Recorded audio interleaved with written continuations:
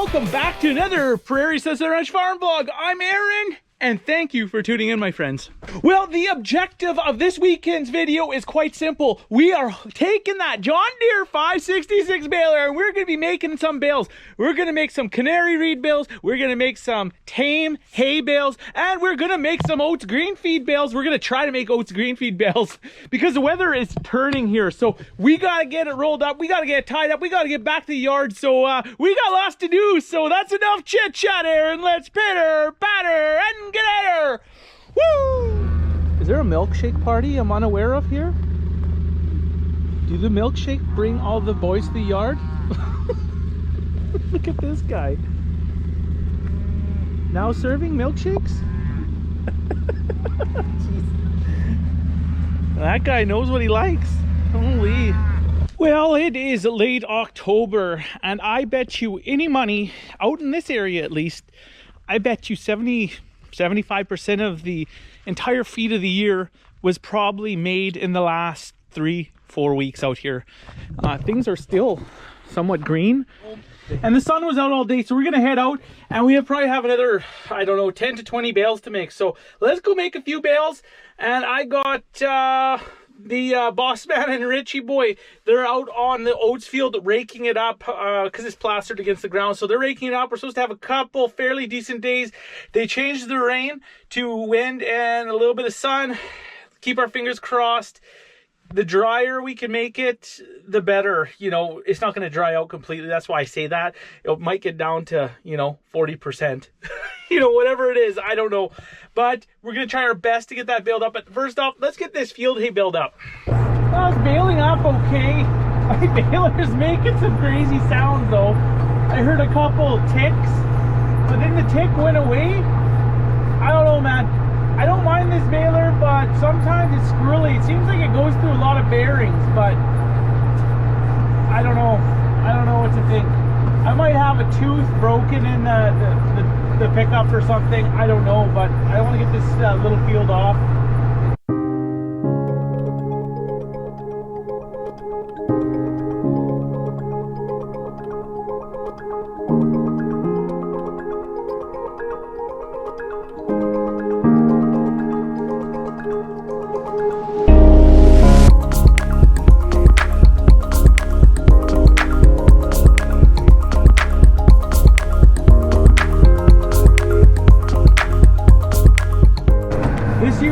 Craziest year I remember. I can't believe we're making hay still right now, and actually this is fairly dry, but we made some wet stuff. That oats that I made there a while back, and this stuff's going to be wet too. So I was talking to the neighbor there with the wrapper.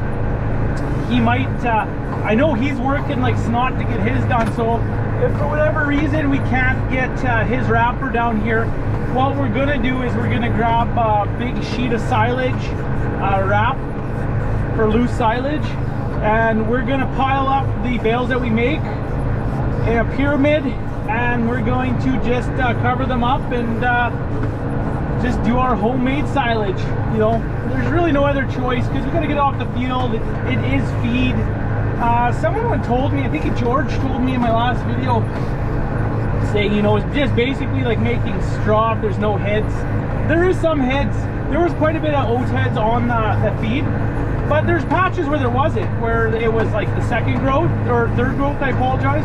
So yeah, that's whatever, it is what it is. But on the years like this, every bale counts.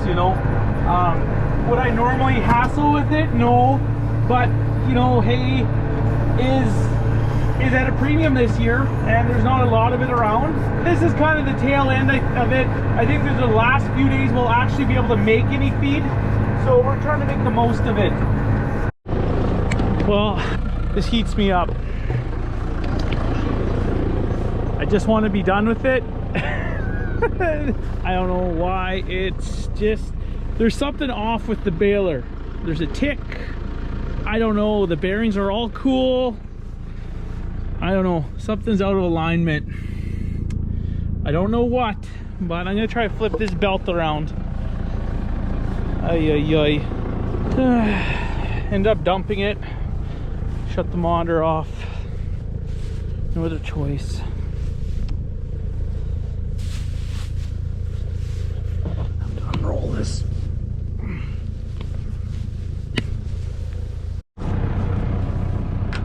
bucket. And I'll flip this the right way. Have to kind of unclog that first. There's a mat clump. I don't understand how that's even plugged in there. Right under here, where that little arm is, it's packed. Pushed up on the belt, flipped her. Now we got room. We should be able to flip that belt back now.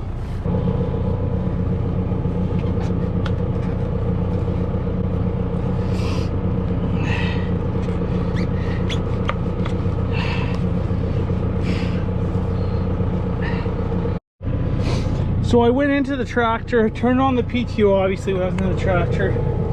So these bars would move, so it gave me enough room to fold this over and push it through.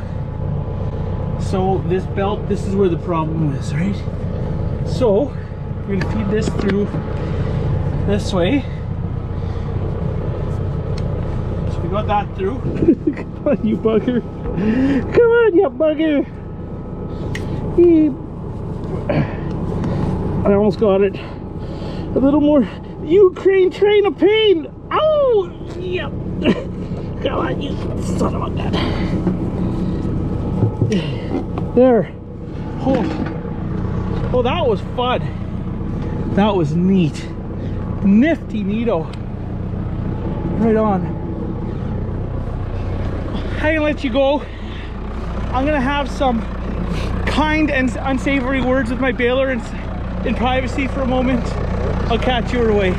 I finished up the that field. I got 24 really nice big bales, so that's okay. That's some bonus feed. I'm good with that. There's a couple tougher ones the first day, but these other ones were pretty dry, so they went well.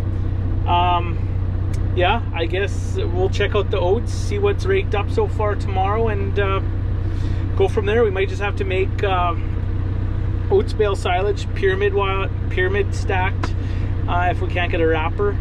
Whatever, we'll do what we can. That's all you can do, right? You know, you roll with punches. Well, I got out here to the oats, the oats field, and we are baling it up. So I haven't talked to my neighbor yet. I know he's in the same position as me. He's trying to rush before the rain. There's supposed to be rain coming. And I just got a bunch of dust in my eyes from clearing out the baler. Anyways, we got to get this field done. So I'm going to show you how we are baling this high moisture hay with, this is not a silage special. It does not have a high moisture kit. It's just a typical John Deere 566 with the regular teeth, regular pickup, no scraper, no high moisture kit, no silage deal. So it's just a plain Jane baler. Anyways, I'll show you how we're making this.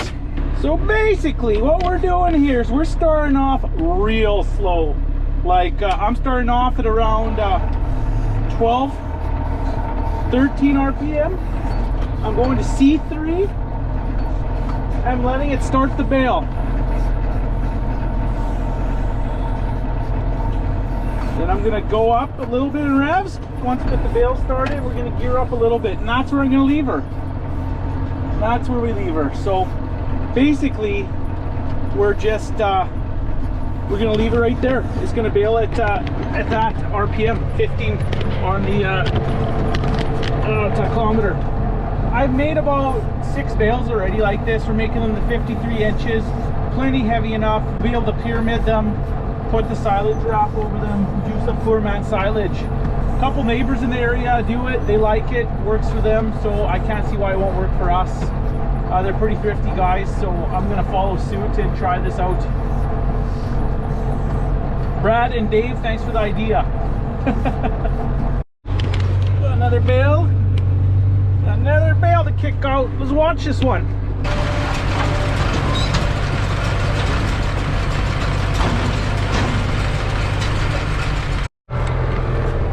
So, a little bit rode up here. Not bad. Nothing crazy. It's expected a little bit. A little bit of build up here. But, let's see what we get here. So and so, what do you expect? Ugly, wet bale, but if we get it back in time, we might be able to make something of it. Now, I wouldn't typically do this.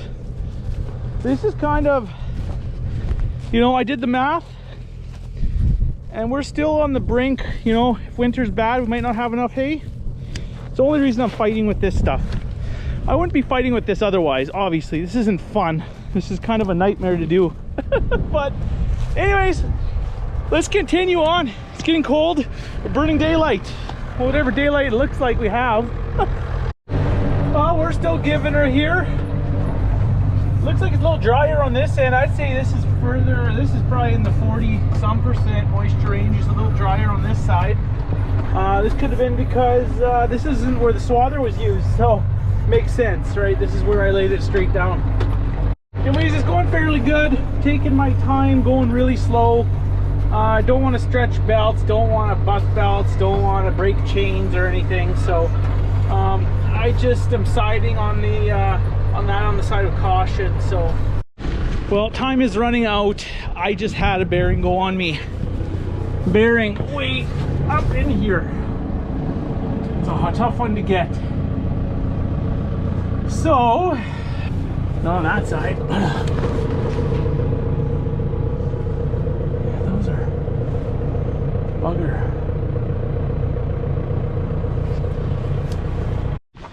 Well, we got it out. Top roller.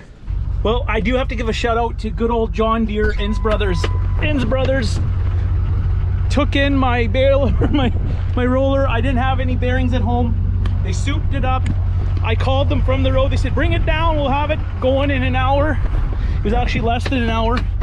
So it's really good to have a dealer around like that. And then to boot, they give Baby Wind and Cowboy Hoyt a toque. Couple John Deere toques. Big shout out to John Deere Inns Brothers out here in Manitoba, especially in the Interlake. Hey, thank you very much. Service and parts, gentlemen and ladies. You guys are fantastic. I always like dealing with your techs and your service department. You always have the parts, and you know what? In a pinch like this, I brought my roller in, and I just need to get back in service. I didn't have the bearing, so I just brought the roller in, and you guys tossed it together, said, here, get out of here, go get your field build up, and man, that goes a long ways in my book. You know, when you're in a rush and you have a company, a big company like John Deere has your back, it's nice because you know you'll get back into service. I know this is not a paid promotion. I'm just giving credit where it's due. You know, John Deere does charge a lot for their parts, but you're paying a little bit for having access to all those parts. I'm not waiting no 2-3 weeks or a week for a part. I'm waiting the most 1 day. I rarely think I've ever waited more than 24 hours for a part, but usually the parts department out where we are, the Inns Brothers where I am, they have an after hours number. You text or call them and they'll meet you at 10 at night. Pull a part off the shelf, say, here, go to town, and you're done. So once again, that's one other reason I do run equipment. I have older equipment, so I deal with the parts department quite a bit.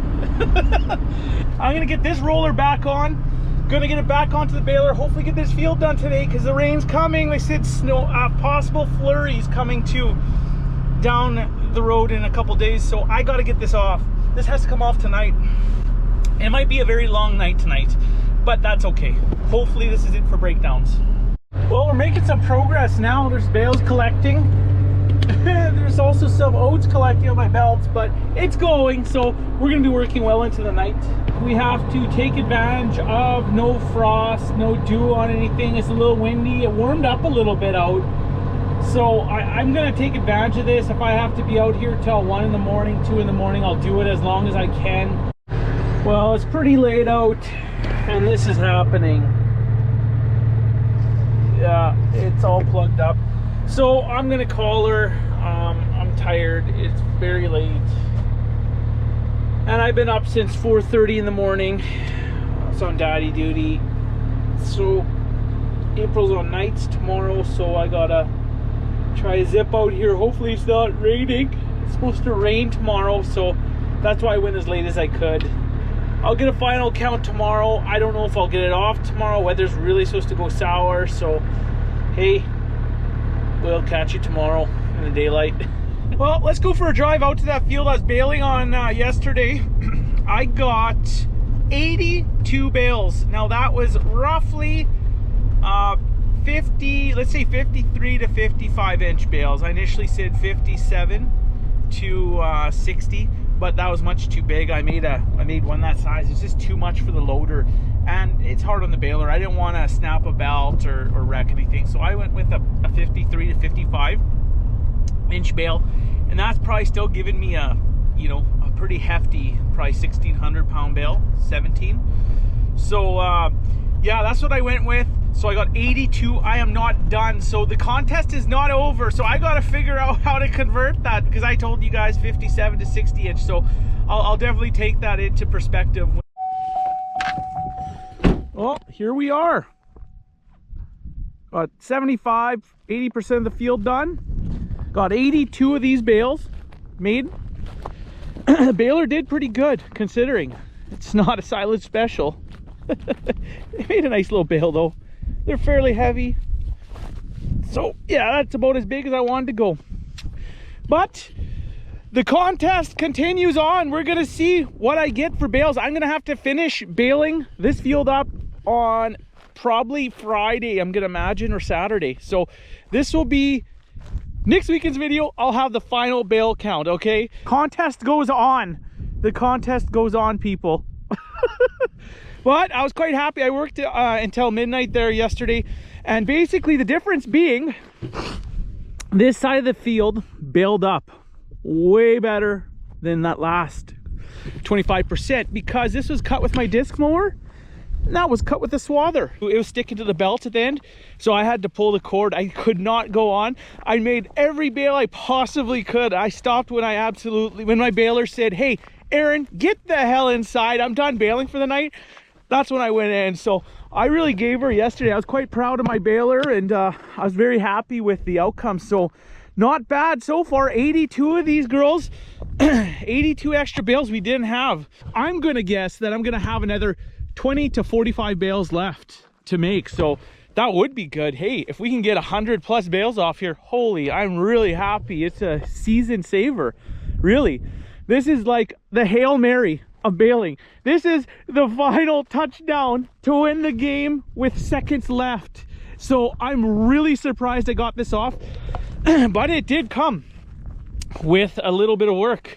That roller, that compression roller in the middle of the baler went, almost burnt my baler down. So we took care of that. But that's about the only bad thing that happened, you know, other than some of the material wrapping on the rollers. I can't complain.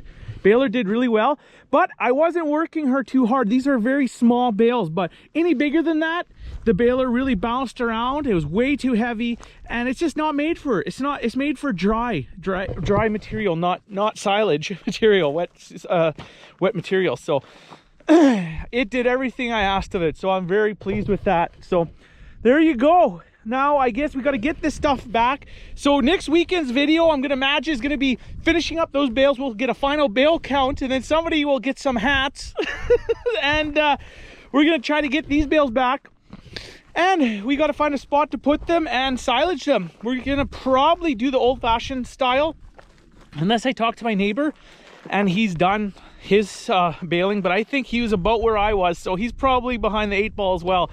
I think he's probably the same position as me because he had a bunch of oats bales to make and this and that. So everyone's kind of scrambling here, and the weather changed so quick that it kind of caught us off guard. But there we go. Nice outcome. Really happy. Woo! This is Aaron signing off. We will see you next weekend for all new Prairie Scissor Ranch Farm Vlog. Who knows? Maybe we'll get the last of the bales off and wrapped, and everything will be all beautiful and bubbly and happy. You never know. Stuff like that happens once in a while, you know, especially in farming. Not too often, but it does once in a while. See you then. Have yourself a great week. Bye for now.